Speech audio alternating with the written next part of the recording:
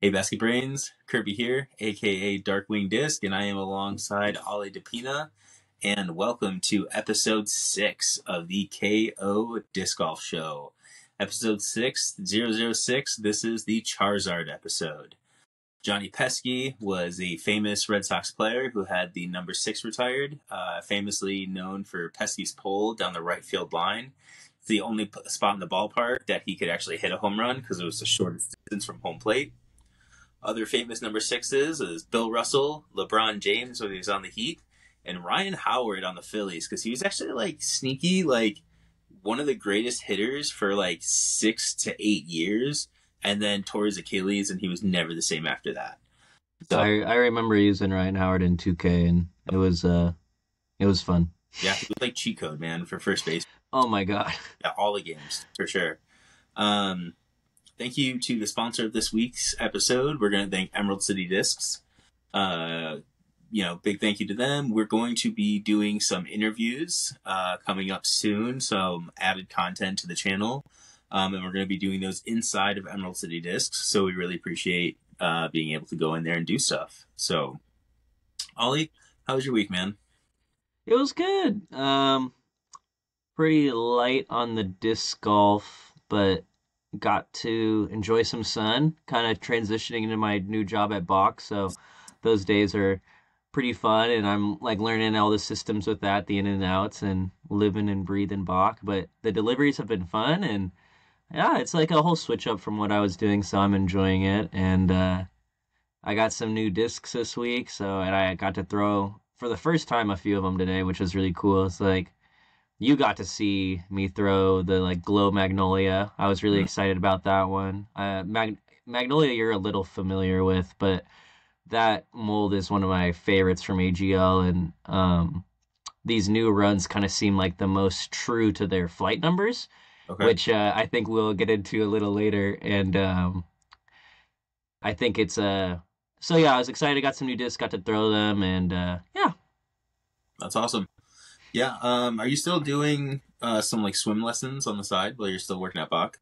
Yep, I am. So I also work at Olympic Athletic Club one day, couple days. It depends. Depends on the month, basically. So some months I'll take fully off, and then some months I'll have multiple days a week where I'm doing a lesson or something like that. But I did swimming, for anyone that doesn't know, from about 3 years old on the swim team to 18, and it was the main sport I did, and enjoyed competing and racing in that. And once I found disc golf, I once I stopped swimming, I had this big void of being competitive and being a active competitive person, and then was trying to find different outlets. And the second I tried disc golf, it was yeah, this is perfect.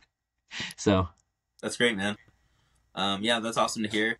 My week has been also very boring with minimal disc golf. I've just kind of been recovering from that left side muscle pull that I had last week. So it's feeling really good. You kind of said it earlier, you and I went out and played this morning. We filmed some content for the channel, so that's going to be coming out later this week. Expect to see a video on Thursday where we do a fun mulligan challenge at one of my personal favorite courses, Gold Park. But today was really the first time that I threw, and it was pain-free, felt really comfortable. So really happy about that, and I'm really looking forward to getting out Wednesday and throwing in the field a little bit and kind of just getting comfortable and kind of convincing myself that I can throw pain-free and not to kind of cater my side a little bit.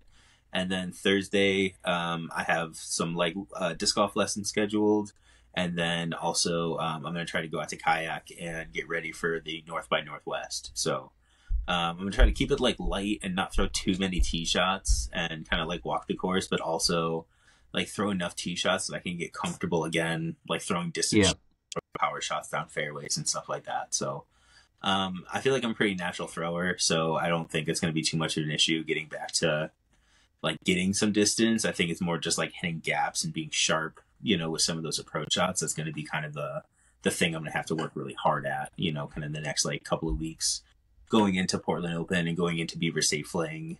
Portland Open, everything's just really far. So it's yeah, throwing hard, and, the approach shots are kind of there. And then Beaver State Fling, there's a lot of gap hitting, and there's a lot of like really like hard golf lines. So getting ready for that will be a lot of work, it'll take to get into that. So, but yeah, really looking forward to it. We'll get right into our tournament recaps. Las Vegas Challenge. This is a really exciting one. I know Ollie usually does the FPO, and I'm going to let him dive into that for sure. But I was personally super excited and very invested. My personal friend and ECD teammate, Sophia Danecki, I'm pretty confident it's Danecki, or I'm pretty sure it's Danecki, though. I think the other pronunciation's Donecki that they say on coverage sometimes. Pretty sure it's Danecki. But his Danecki sounds, either way, sounds right. She's awesome though. I met her when she came and played Kayak Open last year. She just like came to the shop and we were like chatting a little bit about some discs, and I forget what I sold her, but she told me it was too overstable at the time. So she got some stuff, and I saw her up at Kayak a couple days later, and I was like, oh hey, you're in the store the other day, and kind of started talking with her and her friend Gabriella Lee, who's at Celicom a couple weeks ago. And so Sophia ends up winning Kayak, and I was like, wow, like, she's kind of a badass, dude. Like, she's awesome.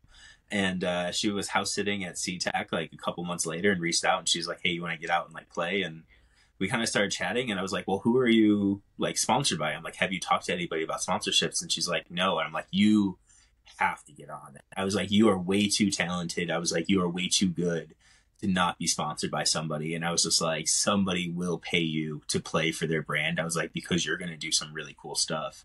And her and I at the time actually joked. I was like, what do you like do for work in that? And I'm going to get it wrong, but she has her doctorate. So I was like, hey, Dr. Danecki carving up fairways. I was like, oh my God. I was like, it writes itself.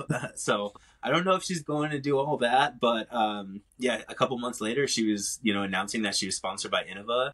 And I was so, so excited and so happy for her that when we were talking about like who to sponsor for Emerald City, I was like, she was like at the top of my list, because I was like, she's already, I think, either the top rated or the second highest rated FPO player in all of Canada.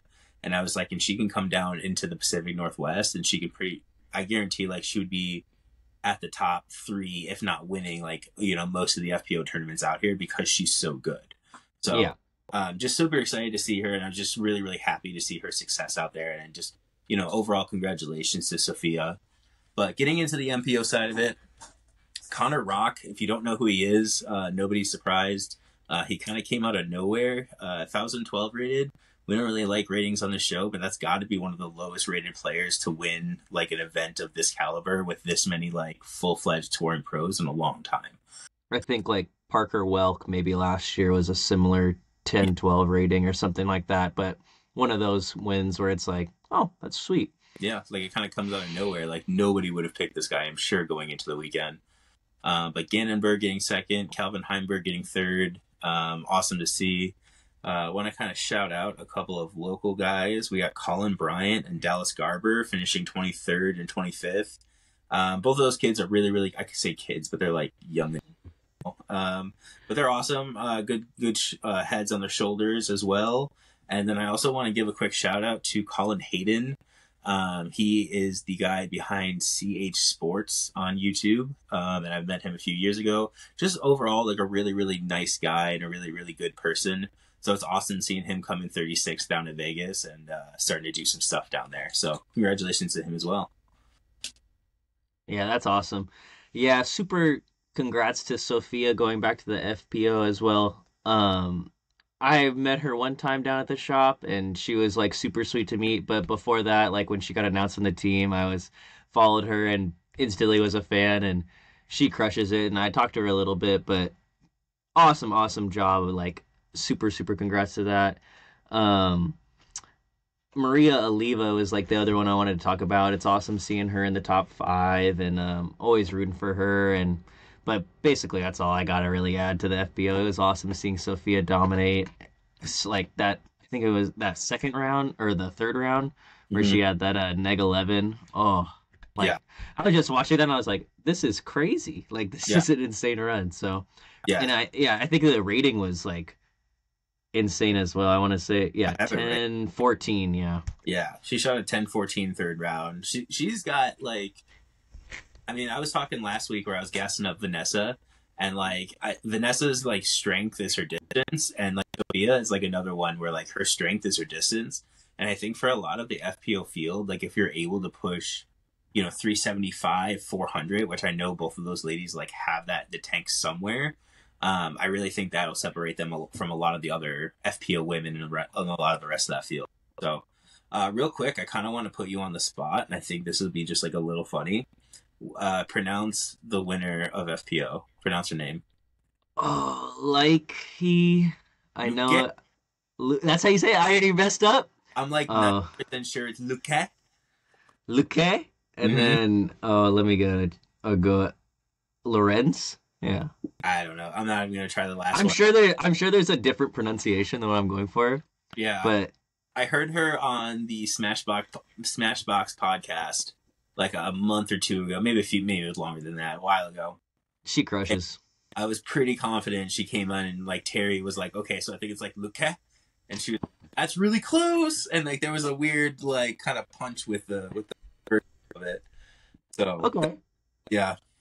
Well, nice. Shout out to her as well. I've seen her on last year. She was on a couple main cards and like coming up, and you could there's a couple like I want to say like Jomez cards where she was on making pushes. So awesome to see her take that down at Las Vegas.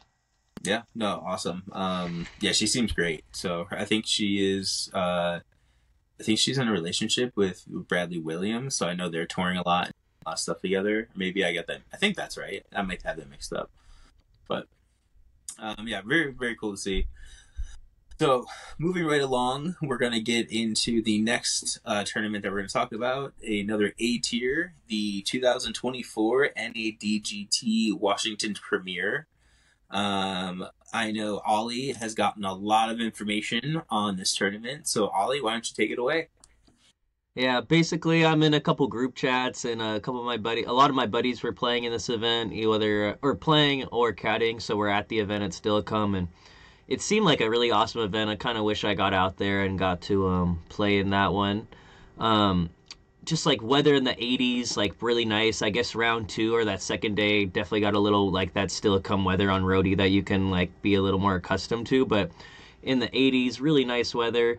The layout was really solid, so they used the Northwest 1 through 18. I'm talking about the 27-hole layout that they had at Stilley that they used, and it's the Northwest 18 with a few of the holes from the rhododendron course, like where kind of they connect, I believe. Kind of on that, like, I guess kind of like the right side if you're standing at hole 1. I know what you're talking about, kind of like the fence and stuff like that. Yeah. And so they used that area, and it just, I heard it was seamless, like with the transition to the 2 different courses, and that seems like, I was kind of curious about that, because it's like, I don't know, it seems awesome that it worked out really well. And they're really fun, fair, and gettable, like attackable holes on roadie. I know some of them really require that like 420 foot of power, and not everyone has that. So one of those more attackable holes. And I heard they cleaned up the course as well, which is always nice to hear. Fairways were mowed, putting circles were mowed. There was whiskers added, trees were trimmed in kind of like ideal spots, not like making anything easier to get, but just like making the course look nicer. That's cool. That's awesome.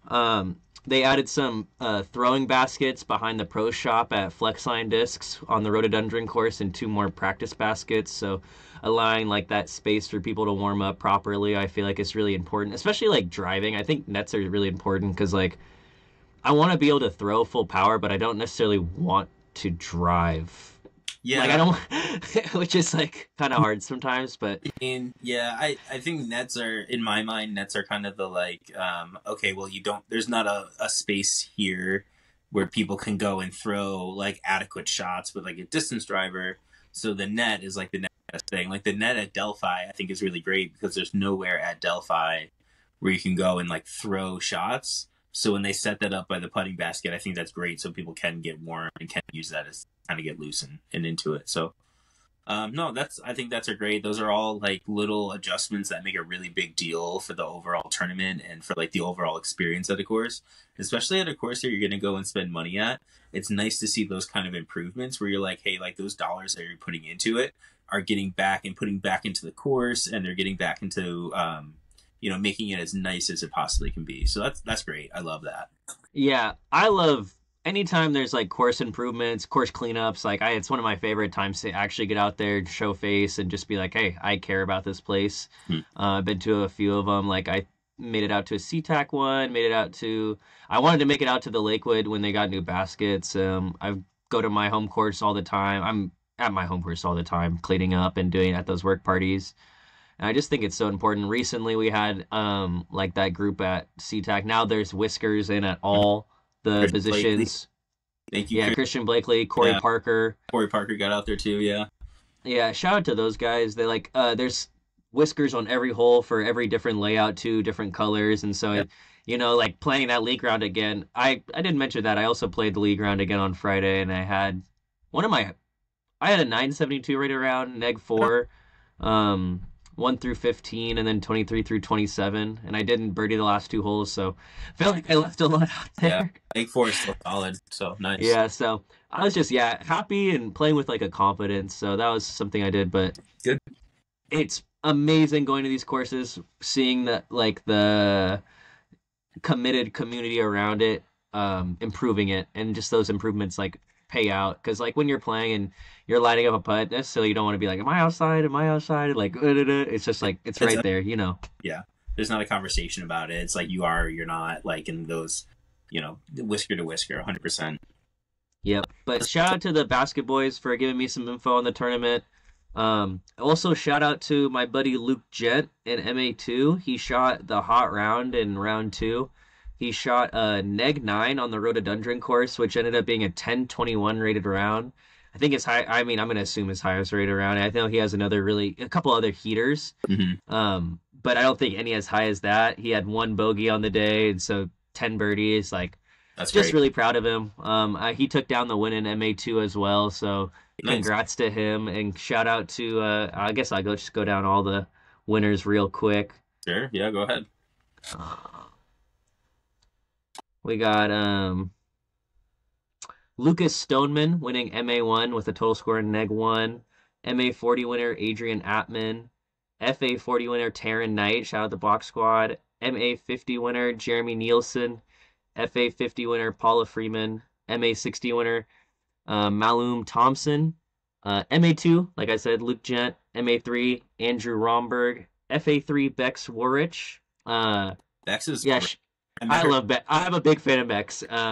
She- Roxy played her first tournament. Yeah. Oh, she's at Gold Park. Yeah, she came out to one of her Gold Park tournament or like weeklies a couple weeks ago when I met her. I was like, she kind of rips, dude. Yeah, Ripson is just like super sweet. Roxy played in a tournament and she was on the card, and like when Roxy has a positive experience, it means a lot to me. And so like if you're going out of your way to like show and like just like be super nice to people on your card, like as a caddy and someone who's just like watching, I thought that was like super awesome. Like this was her first tournament, just like hyping her up to like really high extents was really sweet to Nice. see. So That's great. big shout out to her. Dylan got the win in the juniors in 15. Yep. Oh my gosh, my favorite guy to play with. So Yeah. big shout out to Dylan, and then Naomi got the win in the female junior 15. So it was a lot of balkers out there, which is awesome to hear about. Yeah, I mean like you get the like kind of feel that we're everywhere when sometimes you're at a tournament, you just look around, you see funky colors and chicken Mhm. everywhere, but Both weird it's shit super. now. Yeah, I love it. I'm super Yeah. proud of it. I mean, so it's awesome to see. But yeah, those were the winners. Shout out to those hot rounds and those winners, and it just seemed like an awesome tournament. Shout out to Matt for putting that on. Yeah. I want to go through a little bit and give a quick shout out to a couple of people I know that played in this. Matt Oberstaller, tying for second. Matt played his first ever like competitive anything. Tyler Schrock ran this COVID Cup right when COVID struck and nobody could really get out and play. He set up this like knockout bracket style thing, and Matt Oberstaller and I got teamed up together as like round one, and Hmm. Matt had never played any competitive disc golf thing ever. So by like, I want to say it was like by like hole like 12 or 13, I had mathematically like won, and we turned it into like a little like disc golf lesson for the rest of it. And ever since then, I've just been like really invested in kind of like what he's doing. And he's just like a really nice guy. He comes in the shop and we'll just like talk for like 45 minutes and be like, oh shit, like he's like, I came in here to shop. And I'm like, that's right, go find your stuff. But like he's just a really good guy, so I really like chatting with him. Shout out Alec Maccabee getting fifth in there too. Alec works, he tied with David Suya, also on the box squad. Alec works so hard at disc golf, and he's just like such just an overall like nice person, and he does such a good job as captain of the box squad. I was so excited to kind of put him into that role. So love seeing that. Also want to give a quick shout out, Jacob Breyer, getting MA40 fifth place. Love seeing that. I know he works really hard at what he does as well. And then the last one was Derek Gibbon getting eighth place. He texted me today, kind of talking about it a little bit. He's a client of mine. I've given him a few lessons now, and he's another guy where like I know how hard he works at it. So to see him getting some mild success in that, and to see him kind of raising his own bar a little bit is really awesome to see. So shout out to all those people. Congratulations on getting out there and playing some solid disc golf this past weekend. Yeah, I've played with Matt before. They shouted out first, and awesome guy. Played, I mean, just being in the MA1 scene, if you play well, you'll probably get to play with him. So that was I've got to meet him, and then Maccabee, Alexander Maccabee. I've traveled to Austin and did NADGT and stayed with him, and yeah, you just see the work he puts in, and it's super awesome. He at one point I was just like rooting for him, like updating the scores, trying to check it, update and see what he was doing. So Yeah, awesome to see him placing well and yeah, being successful in the overall rating. yeah. Funny enough, actually, that Green Lantern Baobab that you were throwing that you got from me, I got from Matt, actually. So like Oh, I saw it's on the disc. It's on the disc. Yeah. Away from OB. Yeah, so that's funny. All right. Moving right along. This is the kind of next, like every, last couple of weeks we've kind of brought up random topics that, it's just stuff that I talk to people in the shop about, or people ask me about randomly in the shop. And I kind of realized like, hey, this is just a consistent thing. And I realize how often I talk to people about flight numbers and how flight numbers are assigned and what flight numbers mean, that I kind of want to take a number here and kind of talk about flight numbers just in general. And honestly, I'm going to sound like the curmudgeon here because everything I've talked about, I don't like. I don't like flight numbers. I think flight numbers are kind of, I just want to say it, they're bullshit. They're made up by the company. There's no standardized system to this or anything like that, which is absolutely wild that we're playing professional sport. We have all of these things that go into these flight numbers, and yet none of them are standardized. So it's just a bunch of people like getting out and throwing them and being like, I think it's this and I think that. And it's like, it is so wild. I want you to think about flight numbers this way. If you were to create a disc golf company, and you're going to make a overstable like distance driver, right? We'll say it's 11 or a 12 speed or a 13 speed. It really doesn't matter. And it's going to be overstable. What are the flight numbers that are going to sell more than any other flight numbers? Neg 1-3. Neg 1-3. It's a destroyer. It's a DD. I wanted to say 04. Just right. that. But okay, so that's a good point though, is because if I throw that disc and you throw that disc and I say it's a negative 1-3 and you say it's a 0-4, are either of us really wrong? No. Because that's where it flew like a 0-4 for you. It flew like a negative 1-3 for me.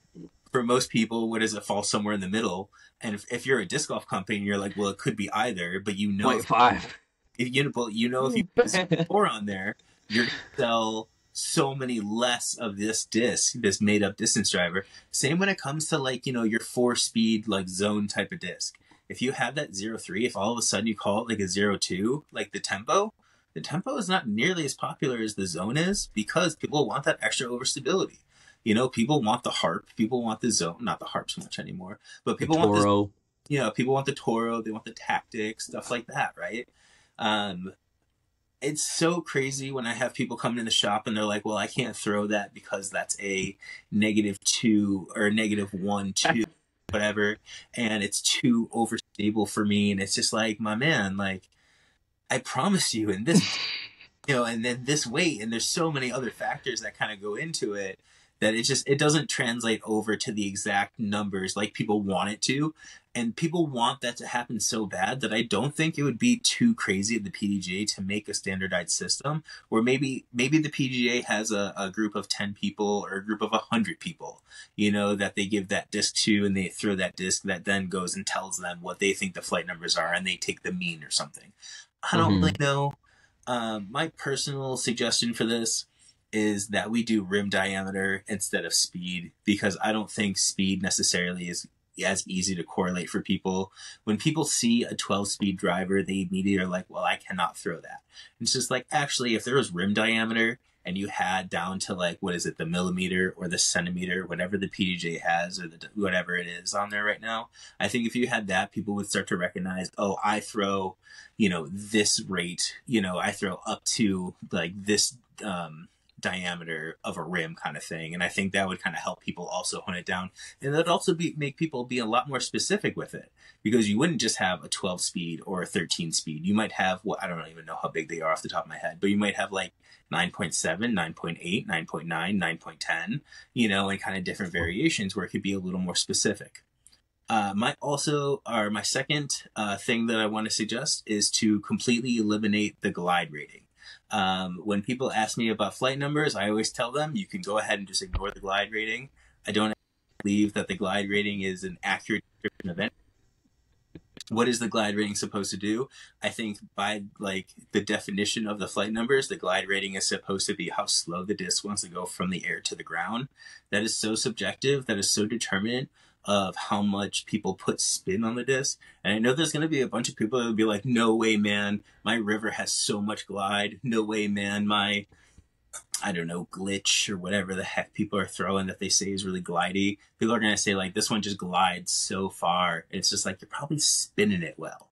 I feel like, to counter real point before we further on to that with the glide, I just want to talk about, I feel like it's a little more like real, or like real of a number in the low number ones. Like if you see like a Berg, I don't know what the exact Berg numbers are, but I'm pretty sure it has like a 1 glide or like a 2 glide or something like that. And I think a Berg actually does kind of like to get down a little more. I don't know if that's like how I throw, which I think is something else I'm going to get into in a little bit with, I think, no flight numbers can be correct, because I think we're not a machine, and like even out of 10 times, you're not going to throw the disc the exact same way. Yeah. So like, let's talk about the Berg for a second before we get too much into like us being robots and that, because I do think the Berg is a good example of why that glide rating is kind of deceiving.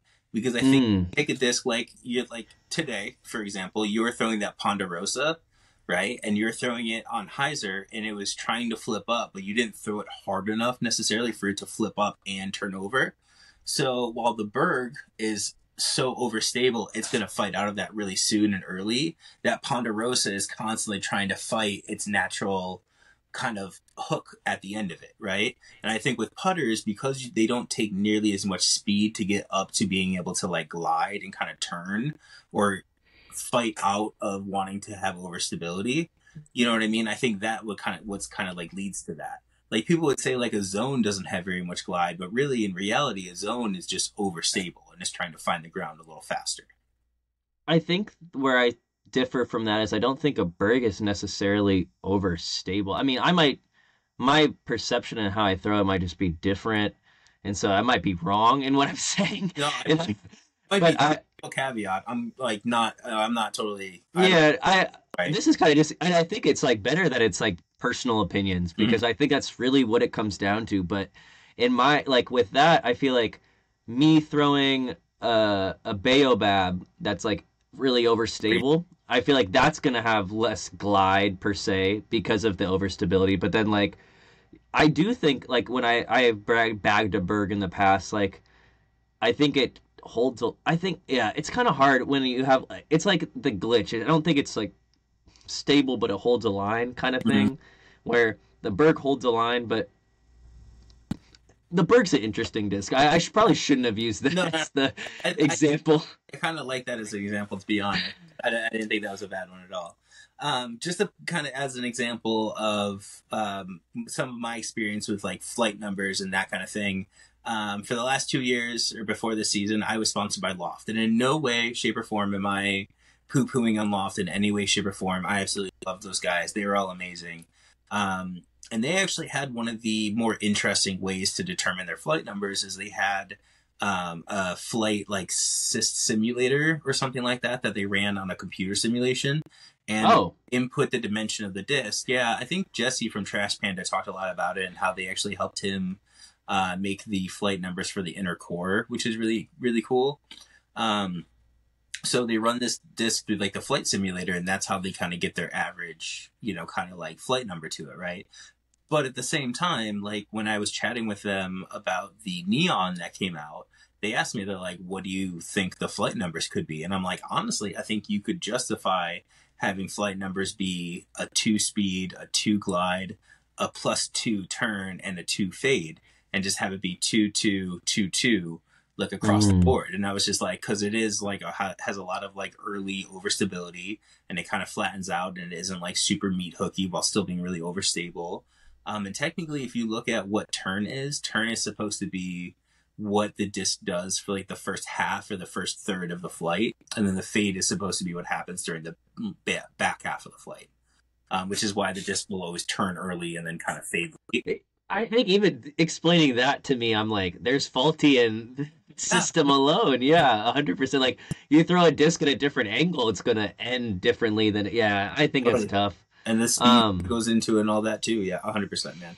But with Loft, like they could have put any number they wanted to on that Neon. It was kind of like the impression there a little bit is like, hey, like if we decided that we wanted to do all twos, like we could do that. If we decided that we wanted to call this a 2 speed and say that it had a 7 glide, and then say that it was a 5 in the overstability, like they could put those flight numbers on that and people would throw it and be like, well, that's not what this is. But at the same time, like what's stopping them from just doing that? You know what I mean? doing that. Yeah, there's Not no like regulator. false advertisement or anything like that. And then you look at a place like a company like Westside, where everything across Westside is all way, way more unstable than what the flight numbers are labeled to be.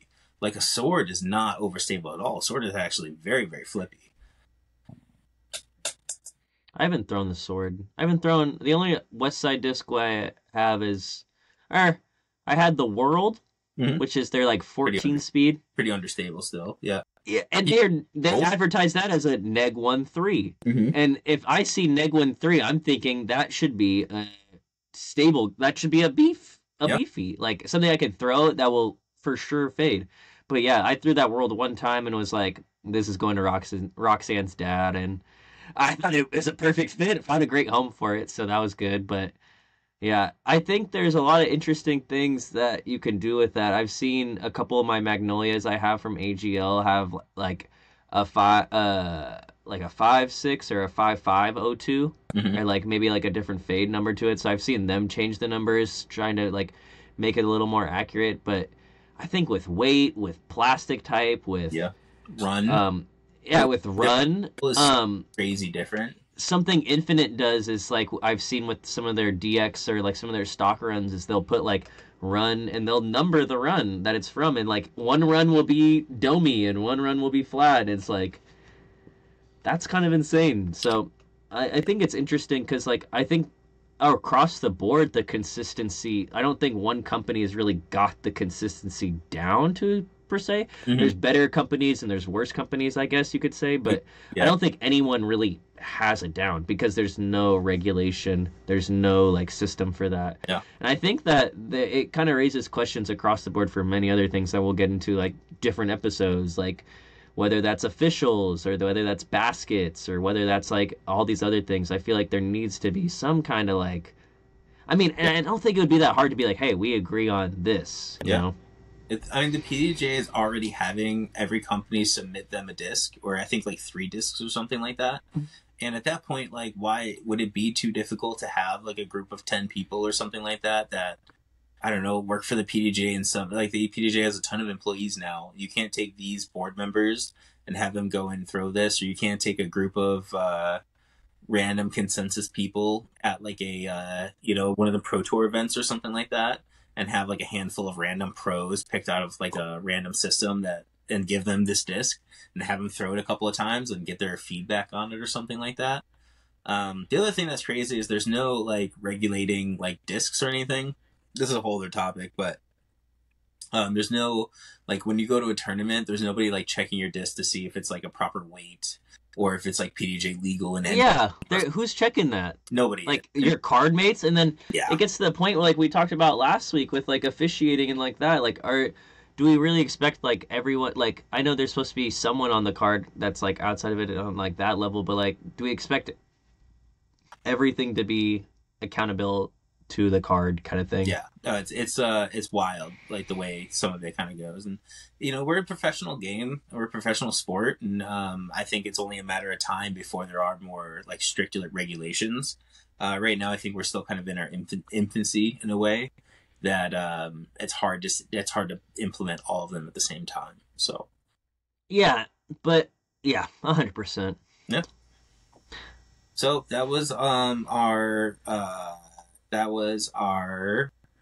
flight number talk. Thank you for joining us for that. Moving right along to, yeah. If you have any questions furthering about flight numbers, or you have something to say about flight numbers, use the hashtag AskKODG. Just shouting that out. Yeah.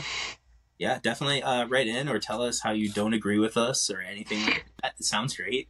Love all of that, man, for sure. Moving right along into our MLB check-in. All right, so Red Sox got killed by the Braves, and then they won 2 out of 3 against the Nationals, and I think they lost against tonight to the Rays. So once again, we're still just kind of struggling to stay over 500. We're kind of just in the middle of the division. I don't know if we're like, I don't know if I've said this before, but I think if we just kind of stay at about 500, if not maybe a little above, a few games above 500 would be amazing. But I think if we're there, it would be worth the team, like worth the ownership to try to supplement and bring in like 1 or 2 players that maybe have an extra year or 2 of control, or like that are on expiring contracts that are kind of on the cheaper side, and bring those guys in and just see if you can make a quick playoff push, because that would be awesome if we can make it in, and then just kind of see what happens. Like, we have good starting pitching right now, which is wild because we weren't supposed to. So something that would be awesome. But also if the Red Sox kind of skid and they're going into the All-Star break, or they're coming out of the All-Star break, maybe 5-7 games under 500, at that point, like, let's start to look and see who we can trade away. Let's see if there's any expiring contracts, and maybe we can get a prospect or 2 and kind of reload for next year, because there's so many talented teams like the Orioles, the Yankees, the Guardians, the Twins, the Royals, the Mariners, the Rangers. There's so many talented teams in the league, and that's not even like the guys that are below us, like the Rays and the Blue Jays, who are also really good, that they're all fighting for playoff spots, and it's just going to be so tight that if we're not in it, it's going to be really hard to jump 4 or 5 teams, kind of in the last like 2 months of the season. So yeah, I think that's really tough. Going on to the Mariners, we had a little bit of a tough series against the against the Twins. Mm-hmm. The Twins are looking like pretty solid, so that was a little expected. I wasn't thinking too much of it. And then we went into Oakland, which I was like, damn, is this going to be the same kind of thing? Oakland's looking okay. And but we got away with Oakland winning that series this weekend, but we'll be seeing them in a couple of weeks, which is solid. And we're staying on top in first place, which is solid as well. Nice. So, yeah. Loving it. Yeah, again, like, watching the Mariners, keeping track with all the Mariners games this year is something I haven't really done before, so it's pretty fun, and I'm enjoying it a lot. And yeah, if they get to the playoffs, which, I mean, they're looking like at least like a wild card team right now. So we'll kind of see when the time comes. But if they get to the playoffs, the city's like buzzing.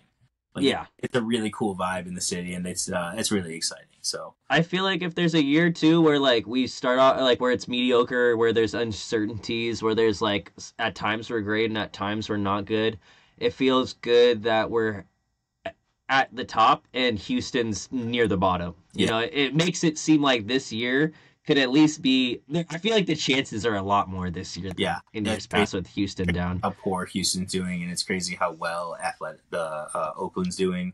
Which I don't want to be called Oakland anymore, but oh well. All right, yeah, moving right along. We're gonna... I just realized it's the new ratings. Ratings are out. I got message Corey Parker. Again, shout out to him. Messaged me. He said I had a nice little rating jump. Nice. Went up 7. I'll take it. Good job. Solid. Nice job. First time above 910. Oh, that's great, man. I haven't looked. I can guarantee I lost points because I played poopy. So that's moving right along, though, we're going to get into our next segment, which is the social media segment, basically. We're going to answer all of the questions that you guys had on social medias. We do have an Instagram account now, so feel free to go to our Instagram and comment on any of our videos, comment on the videos on YouTube as well. Use the hashtag AskKODG. It's going to be the easiest way for us to go in there and find them. Going through these comments right now. So G Zans13 wants to know, who do you expect to win the most PDJ sanctioned events, both MPO and FPO, in the next 3 years? I think Kristen Tatar or Ginnember. Who? Ginnember. Ginnember. Yeah, they're kind of the easy 2 answers. I would say just to like mix it up and not have the same 2 answers as you, I'll say Anthony Barella, because he's kind of the other kind of like layup answer. And man, I don't know for FPO. Always give me a Haley King always too. And also I feel like Evelina's actually turned a leaf in her game where I feel like she's deadly when she's on. Like Evelina's good. Evelina's a good pick too. Kristen's just so good. It's like why pick anyone? Like I don't know. It just like if you're gonna say like I'm gonna go bet, I would go bet this bet. It'd be probably Kristen is like the easiest bet to make probably. Yeah, definitely. Baka Box Chef Brian, what's up, buddy? He wants to know, what do you prefer, woods golf or open bomber courses? For me personally, I am more of a fan of woods golf. I love woods golf. I think woods golf is like really fun. Brings in like more trees, more lines. Like the more obstacles you have, the more possible lines I guess you could say are in the equation. So I like that more, but I do think I play well to an open bomber course. Yeah. I like woods golf more personally. I don't know, throwing far is just not as much fun after a while. I'm also getting kind of too old to just go and throw far in every tee shot. I get sore. Ethan Fritzberg wants to know, in competitions, is there a lot of creativity and unique approaches to drives, or do most people shoot for a similar drive? I think that's a great question. Like, if you play with people around me, I might take like the route less traveled, which maybe I'm learning to not do as much, but at times I feel like it's just the route that suits me the best, and there's going to be players that have routes that suit them the best. So as there might be like a highest percentage shot, there's always going to be like the highest percentage shot for someone else, I feel like, for that person. Yeah. I feel like now in MPO, everybody's throwing the same shot. It's just about what speed of disc are you throwing. I don't think, like SeaTac especially, like for MPO, you kind of just have to go for the birdie shot on just about everything. It's very rare do you see anybody being like, well, if I play out here, it'll just be easier for me to kind of do this. It'll be easier for me to go and do that. It's just like, no, you play to there so you can play to there to birdie, or you just go straight for the pin and you're trying to birdie. The only really difference I see is the guys who throw really, really far might be throwing like mids or putters sometimes when other players are throwing like fairway drivers. Or Hmm. maybe some players are throwing like distance drivers when those players are throwing fairway drivers or mid ranges. So that I would say more than anything, like the biggest like variation that I see as an MPO player in like what people are doing, is more just the disc speed and like what shape, but it's all pretty much the same shot, and they're going for like the same line and that kind of thing. So it might just be a difference of like stability. Love that. Um, Conor Canaday wants to know, what's your favorite disc for driving? Oh, my favorite disc is boring, boring, boring. Actually, I'll change it. Probably Haley King Firebird, Halo Pink Okay. Haley King Firebird. I was gonna say Destroyer, but I have too many great shots. Yeah, too many great shots with that Haley King Firebird. Also, I like how the Firebirds they'll skip to like sit instead of skipping and flaring too crazy. Yeah. I would say my favorite disc for driving is going to be probably my S Line P2, that Sky God 2 that you saw me throwing today. I feel just really confident in it, and I can throw it like probably like, I don't know right now, but probably like really realistically, if you're really confident, like 340, 350 with that thing. So anything like wide open, 350 and in, I feel like I can just kind of like bomb that thing. 300 and in on pretty tight lines. Like I love throwing that P2. So I would say the P2 for me. I also am a big like advocate for throwing putters as often as possible. So yeah, P2. That or I was thinking you were gonna say that or the Spore. Yeah, the Spore was kind of my other option, but that P2 I've had for a very very long time now. So I saw you run hole one's basket at North Park with that Spore, where I was like, "What disc is turning that slow?" Like at that point in the flight, and you're like Spore, and I was like, I'm in disbelief, but I'm also like, only makes sense. Like, yeah, no, you we're know, it was funny today when we were talking about doing like other challenges, and I was like, "Oh, like a Spore Dogwood challenge would be fun." You're like, "I don't know," and I was like, "What?" You're like, "You're pretty good with the Spore," and I was like, "Yeah, yeah, I was like, maybe give me like the Bab or something. Like, yeah." I could work with the Bab. Like, I could do a roller here, some Mm-hmm. good flex here.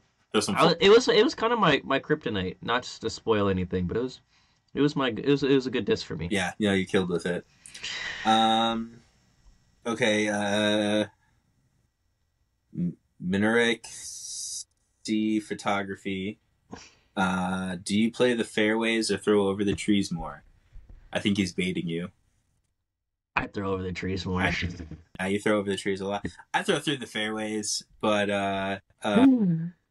Ollie likes to kind of go the sky routes and stuff. I think they're kind of baiting you, kind of calling you out a little bit. I'll always throw that shot, and I Yeah, think it when it doesn't hit, you get to go find a fun scramble shot, and when it does, you look like cool. yeah, It's like the fairway in the sky. Nate Sexton calling Simon Lizotte. I think it was a champs versus chumps match. I forget the year or whatever, but there's one hole and he just pumps it out and he's like, "Nope, Simon's taking the fairway in the sky." hmm nice. Um, Cole Kippis wants to know, who do you take as the disc golf goat? My disc golf goat, I don't. I think it's probably like anyone that started playing around my times goat, and it's gonna be Paul Macbeth. Yeah, that's a good one. I will also probably say Paul Macbeth, even though like it's just, I don't know. Like I said, I think disc golf is in such like an early time still that we really don't have like the goat yet. Like Climo was the guy for so long, but Climo's like the guy that he's like the guy in NBA that you don't even know was the best player when the game was first started, and then like Macbeth might be what, like the Wilt Chamberlain or whatever, you know what I mean? Where he's so good, but it happened like so long ago that there's so much like more evolution to the game, and there's so many great players that are going to come after him, kind of thing. My Um, hot take is gonna be Gannon Buhr's my goat. Actually, okay, that's pretty interesting. Or he, I think he has every skill set and everything to be the greatest of all time, and I think when it's all said and done, he will be. Like I think he's awesome. I've been such a fan of him for a while, and I think yeah, as he's maturing, it's fun to watch him even get better than he already is. But yeah, yeah, that's a good question. Um, Next one from Iggy Graceful is what advice would you give to a player before their first tournament? have fun. Okay.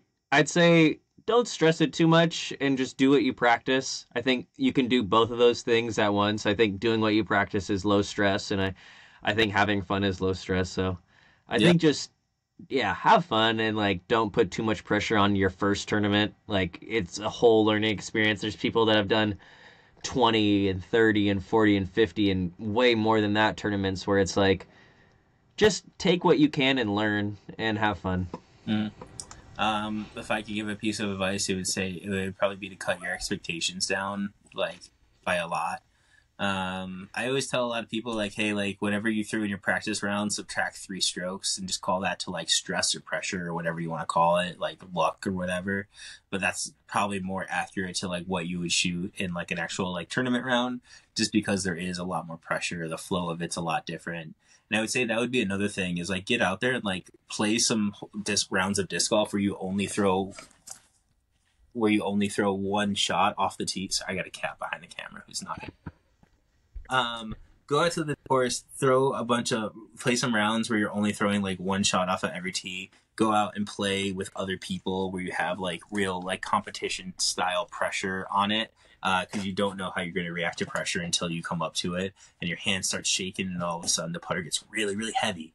And like, how do you respond to that? And like, you need to kind of have some kind of, some idea of like what you're kind of getting into. So, even if it's like some kind of like really easy stuff like dubs, you know, we do a weekly thing up at Gold Park every week that is like so casual. You literally don't even have to pay for it. It's just like a free, like, hey, come and like meet some people.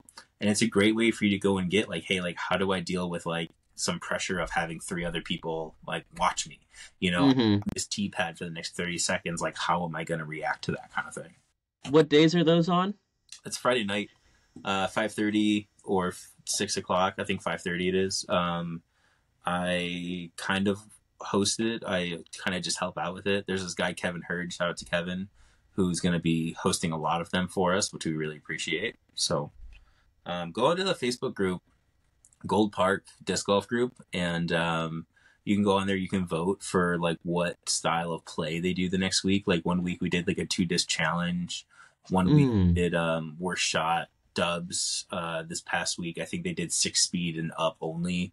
So there's all kinds of different stuff that they'll. Ooh, yeah, that gives me a fun idea for maybe one of our videos. Maybe doing like we tag team like the course and see like what we could do together or something like that. Could be fun. It'd have to be like worst shot or something like that, just to make it like more interesting. Because if we go like first shot, we're gonna shoot 16 or 17. If we don't, it's. I want to shoot ace out. Yeah, ace out. See how long it takes. Well, how long? Yeah, that'd be a good video too. How long it takes us to ace every hole at.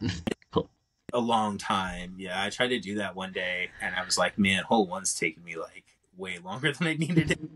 I was like, I'm running out of daylight here. Next question from Kevin Knox. What pulled you both towards disc golf?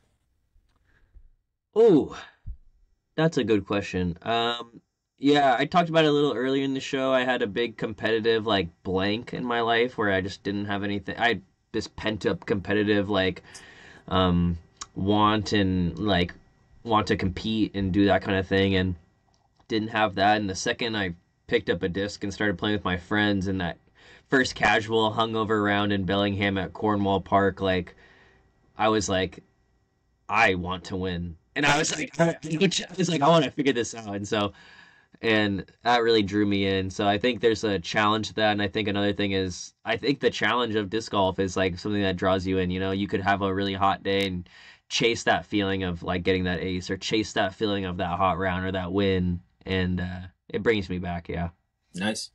Yeah, what drove me in, I was playing ultimate frisbee with a bunch of my friends in college, and I was throwing it pretty much like it was like our whole quad, which I want to say was probably like, I don't know, it was a couple 100 feet. It was probably like 280 or so, I want to say, across this quad, and I was going like cement to cement around it kind of thing.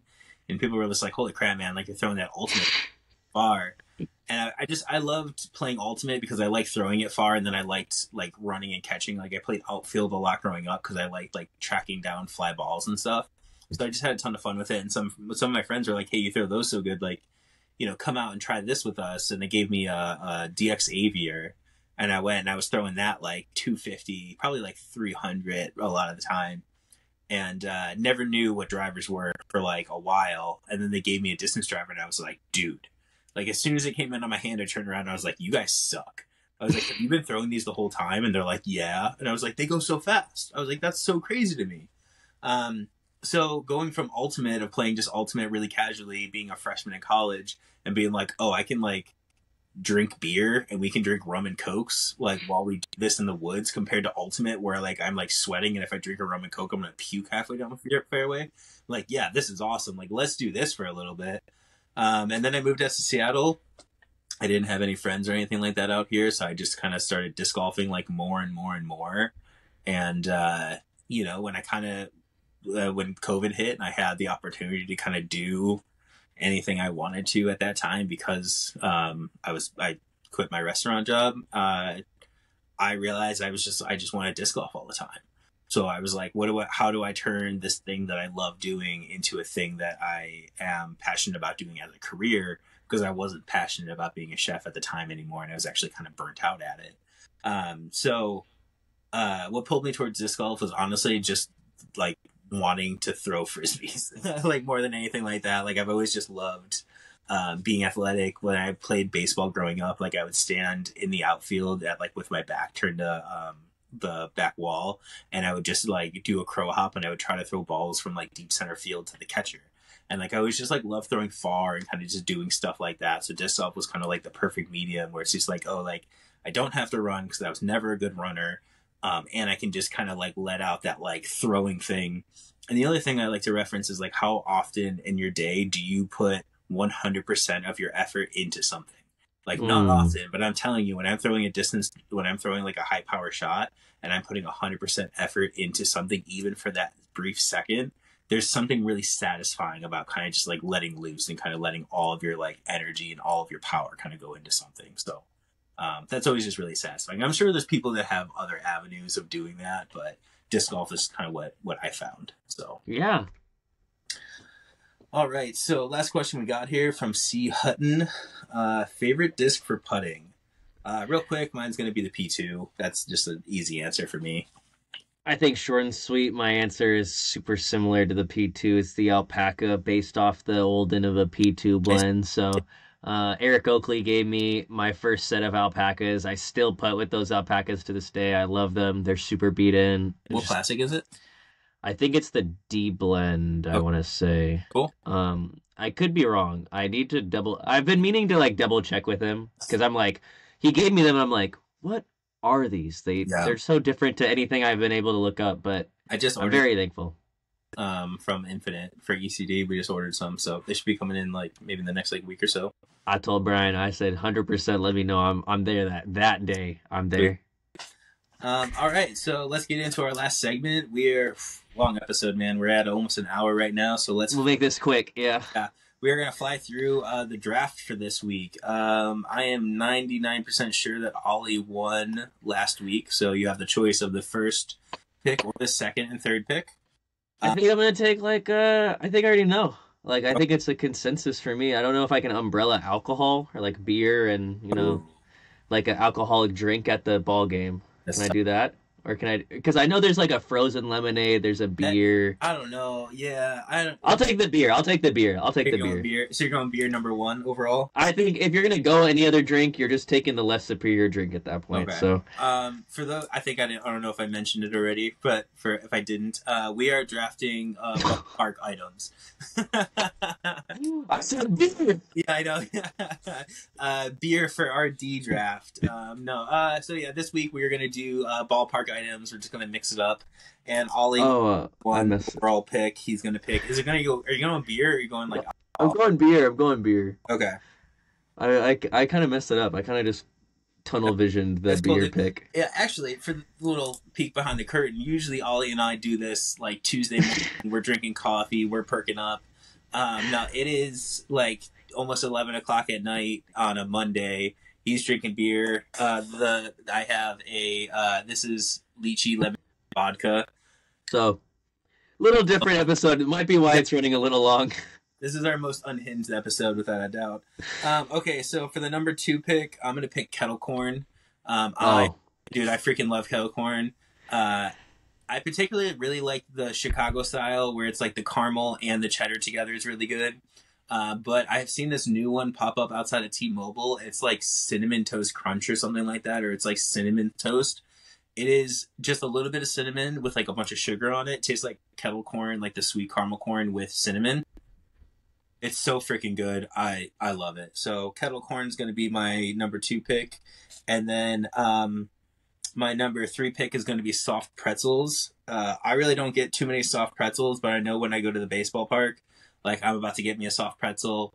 I'm kind of the weirdo when it comes to soft pretzel, and I don't really dip it in cheese. The cheese? Dude, I like dipping my soft pretzel in yellow mustard. So I'm gonna be. I'm fine with that. I'm fine with that. That's acceptable. It's acceptable. I absolutely love it. I think you might have fumbled this a little bit, but we're gonna go a hot dog. If I got hot dogs and beer, I'm feeling pretty good because it kind of goes into the 9 dogs, 9 beers, 9 inning challenge. I get the whole thing with that. So, oh yeah, we'll go beers with that, and then I think so. I get another pick. Yeah, you get 4 and 5. Dippin' Dots. Dippin' Dots all day. Oh.